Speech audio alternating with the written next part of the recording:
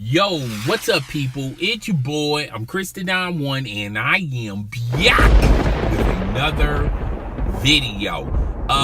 The Kings in free agency. Well, the summer of the NBA free agency has landed two veteran players that are going to contribute in a major way for the Sacramento Kings. They signed George Hill and Zach Randolph, okay?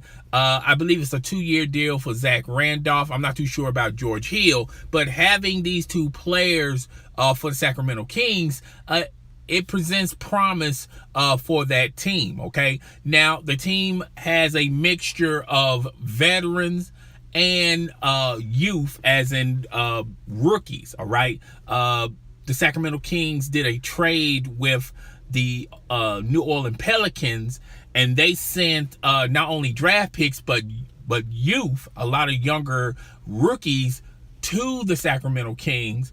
And in return, the Sacramento Kings gave away their primetime star that they thought they was going to build around, and they sent him to the Pelicans. His name escapes me, but you guys know who I'm talking about, all right?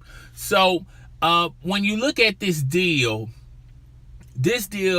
clearly benefits the Sacramento Kings. Adding these two players is going to boost up the starting lineup. Now they have someone that they can give the ball to. They can give it to Debo, Zach Randolph, or George Hill. George Hill is like a swing man, a defender. He's a poor man version of Paul George. I'm not saying that he is Paul George, but he is a poor man version of Paul George. And with both of these players, they are going to contribute for the Sacramento Kings. Now, what does this mean ultimately? What is the ultimate goal for the Sacramento Kings? I see them as playoff contenders, all right, with this move. And the reason why I say that is the West is kind of weak right now. It's not as weak as the East, but it is a little bit weaker than it was 5 years ago, okay? Other than the Golden State Warriors, that's going to still continue to be a juggernaut. And then you talk about the San Antonio Spurs, the Clippers, they have fell off a little bit. Pretty much Chris Paul is no longer there, and they're talking about trading Jamal Crawford. We don't know the status of what the Clippers are going to do.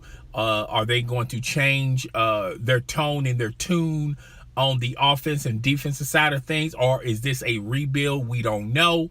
But when you talk about the teams in the West, there's really only two teams that are going to be pretty much dominating in the West, and that is the San Antonio Spurs and the Golden State Warriors. So I feel like the Sacramento Kings, they can get that last playoff spot, or they might mess around and get the sixth playoff spot. You don't know how things are going to unravel next year. So this is a good move.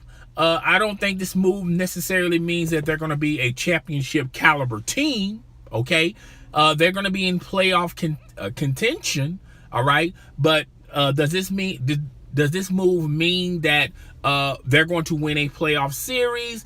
As long as they're not pairing up versus the Golden State Warriors and the San Antonio Spurs, anything is possible on that front, okay?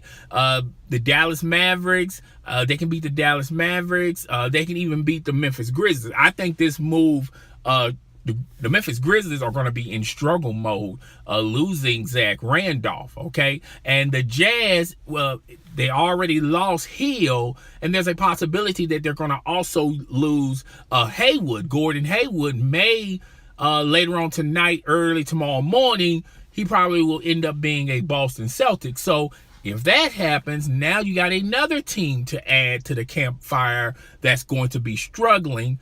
And, like I said, the West is kind of diluted just a little bit. Not as bad as the East, but since it's diluted, it gives the capabilities of the Sacramento Kings to be in the playoffs, and they may win a playoff series as long as they're not matched up and playing against the Golden State Warriors or the Sacramento Kings. The San Antonio Spurs, okay? Good pickups. Both of those guys, they needed veteran help, and now they got it. Now, guys, tell me what you think. Rate, comment, subscribe. Please, notification gang in the building. Hit that notification bell, that notification icon, because it will let you know when my next video or live stream is going down. It's your boy. I'm Chris the Don One, and now you.